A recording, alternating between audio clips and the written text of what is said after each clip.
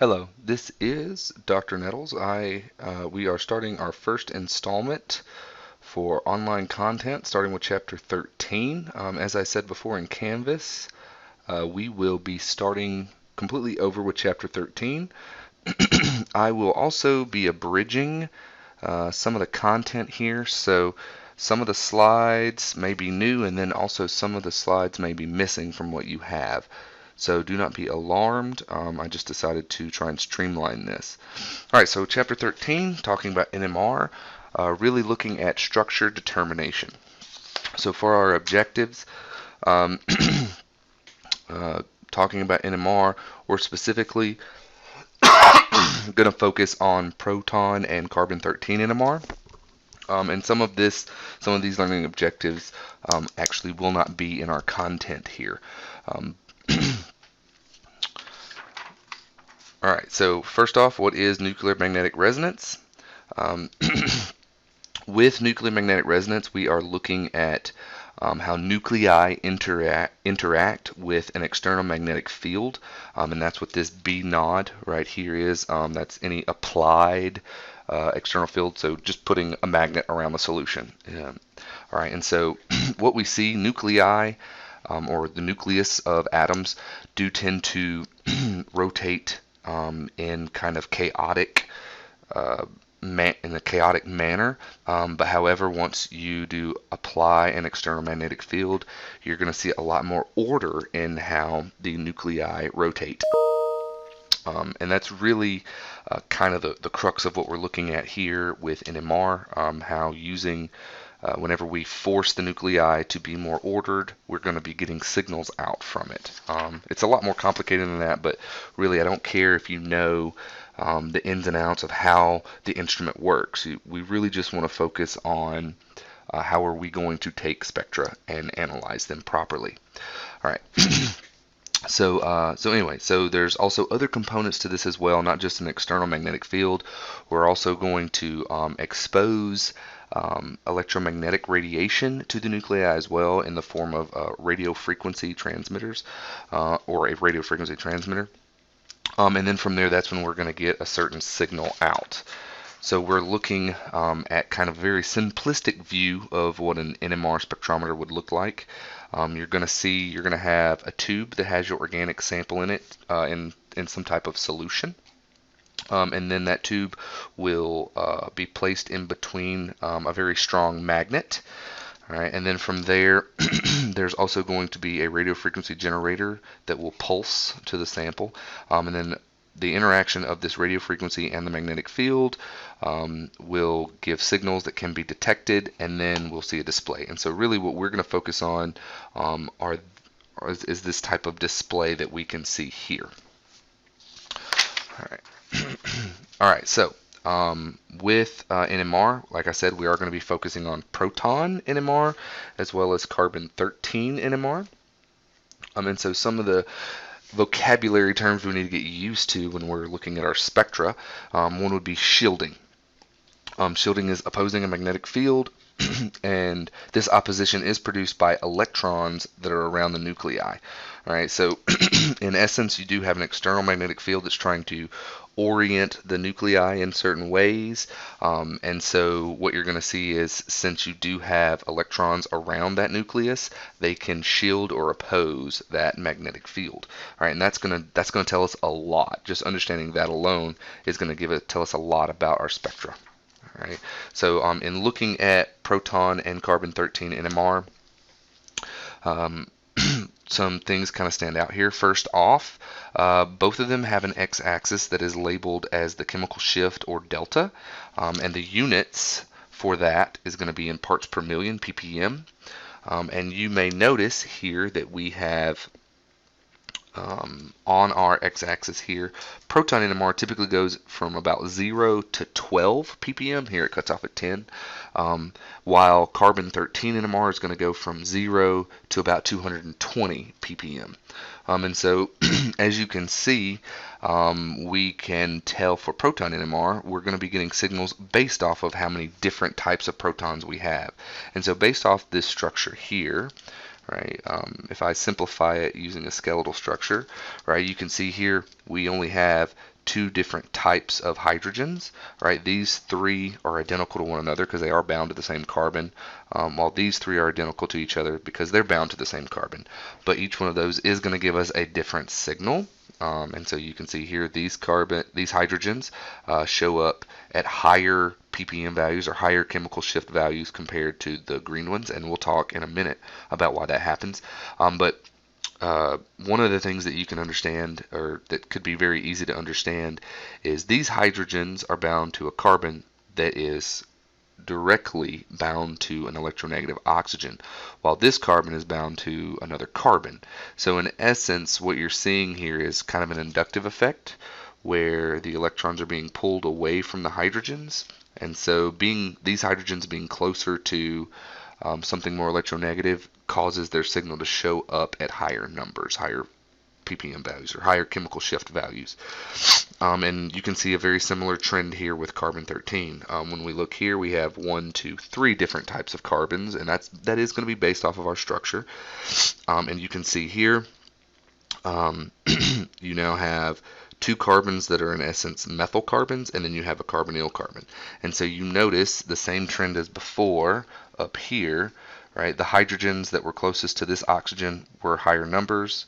The carbon that's closest to this oxygen between these two are higher numbers as well, right? And then of course this carbonyl carbon being doubly bound to an oxygen here and singly bound to an oxygen there is at even larger numbers. All right, I'm trying to avoid using certain terminology because we haven't actually introduced it yet. All right, and so some of the things that are very useful for NMR. One of the things, the time scale for NMR spectroscopy is a lot slower than for IR. And so also NMR does give us a lot more detail, especially for proton NMR. We can get a lot of structural information where IR only really gives us functional group determination. But for instance, when we talk about the chair conformation of cyclohexane, and that's not hexane, that's cyclohexane, we know that we have both axial and equatorial hydrogens. And so at room temperature, the hydrogens all kind of give you the same signal, regardless whether they're axial or equatorial. But when you lower the temperature enough, you'll actually see two peaks emerge.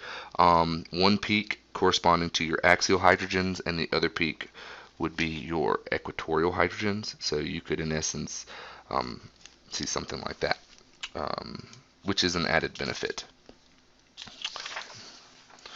All right.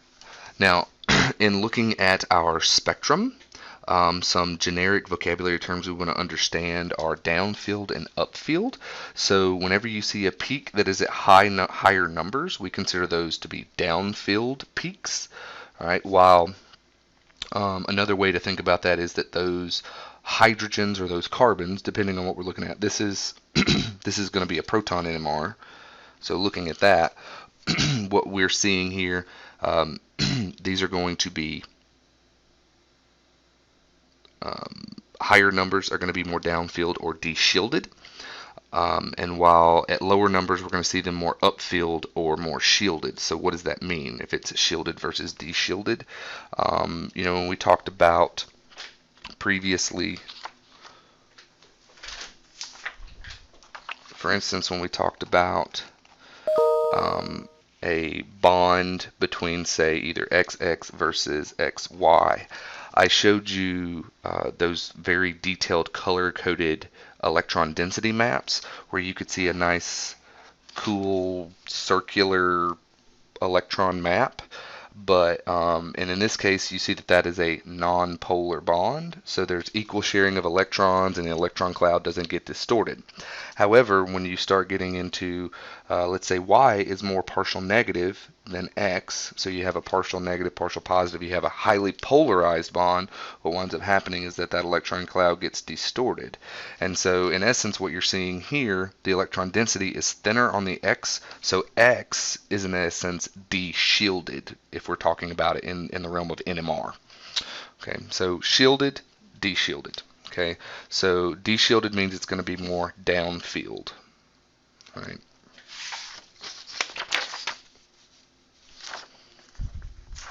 All right. And then also with this chemical shift, there are certain things that are required to understand mathematically, but we're not going to worry about that. As I told you before, math like this would require a calculator, and our exams are calculator free. So, however, the chemical shift or the position at where you see peaks, that is based off of a specific unit, part per million. And so a lot of this has to deal with the parameters of the instrument. So the observed chemical shift, which would be the number in hertz, so that's your radio frequency we talked about earlier. But then also your spectrometer frequency in megahertz. So you're looking at some stuff here that does require calculation. But just be glad I'm showing it to you mostly so that you know you don't need to really do this calculation, and to at least like me a little bit better, hopefully. All right. With our chemical shifts in proton NMR, we see, based off of structure, the peaks show up in given regions quite frequently. So for instance, saturated compounds, so alkanes, so I'm going to write alkanes, tend to show up in this saturated region, and you see they occur usually between 0 and about 1.5.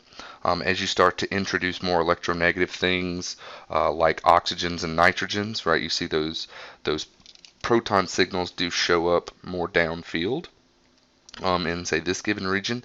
And then even as you incorporate pi bonds, you notice here pi bonds tend to have a more significant effect than just, say, oxygen or nitrogen or a halogen being singly bound to that carbon. These will be even more downfield. So, and pay attention here, this says vanillic, so it's talking specifically about this hydrogen that's bound to the sp2 hybridized carbon. Well, this is an allylic hydrogen, so this hydrogen is bound to an sp3 carbon, which is bound to the sp2 carbon. Okay, so that is something to pay attention to. And then also you see here aromatic hydrogens, so 6-membered rings where you have this alternating double, single, double, single, double in your network. You see that these are even further downfield. Those are going to show up typically between 6.5 and 8.5. This region is very characteristic right here. Typically, if you see peaks between 6.5 and 8.5, they're aromatic. Now, also, I do want to show you this more detailed plot of where you see things. In particular, what's gotten added here that's of importance, we have aldehyde hydrogens have been added, and those show up somewhere between 9 and 10, so 9 to 10 parts per million. All right, and then carboxylic acid hydrogens, those show up between 10 to 13 parts per million. So do be aware, we're talking specifically about that hydrogen and that hydrogen in these regions. Okay, and so those are very characteristic as well. You typically don't see anything above 9 unless it is an aldehyde hydrogen or a carboxylic acid hydrogen. And some trends that I do want to make you aware of. I'm not a big fan of you necessarily memorizing specific regions where they are. I do like you to understand trends. The only real regions to memorize would be the aliphatic region here. That's where alkanes tend to show up. All right, and then this region right here from 6.5 to 8.5, that's when you see these benzene hydrogens. And then next would be these two, the 9 to 10 and then the 10 to 13 for your aldehydes and your carboxylic acid hydrogens. Other than that, I mean, some of your structures can get exceptionally complicated, so I mean, really, it's kind of understand where things are based off of what they're connected to. So for instance, if you look at aliphatic, so just a regular ethane, right? No pi bonds, nothing electronegative in it. See, it falls in that, roughly 0.7 ppm range, right? Very upfield, right? But then as you change, say instead of CH3, you put an NH2 right beside it. So you see how adding that electronegative nitrogen pushed it further downfield, all right? And as you talk about things that are more electronegative, right? So what's more electronegative than nitrogen? Well, a bromine. So you see how now these hydrogens are showing up more downfield. What's more electronegative than bromine? Well, chlorine. So you notice how as we add something more and more electronegative, it goes downfield, right? And we can change it now to say an oxygen. And so this peak right here that we're talking about are those hydrogens, not this one. This one is very characteristic of something else, and we'll talk about that. We'll see an example of that later. But then also, right, going from oxygen to something more electronegative like fluorine, right, these hydrogen signals are going more and more downfield. Okay, so the electronegativity can affect it, but also how many electronegative things you have. So for instance, if we talk about going from methane, right, very upfield, around about 0.3 ppm, right, we'll change one of those hydrogens out for something more electronegative, like say iodide, a halide, right? So it got shifted to like 2.2. I'm totally estimating here, guys, so don't give me a hard time about it. But then, of course, we could go to something more electronegative than iodide, like chlorine. And as we increase the number of chlorines, so go from 1 chlorine to now 2 chlorines to now 3 chlorines, right? You see adding more of these electronegative groups de-shields these hydrogens even more. Therefore, they go more downfield. Okay, so I just want you to kind of understand these relationships. All right.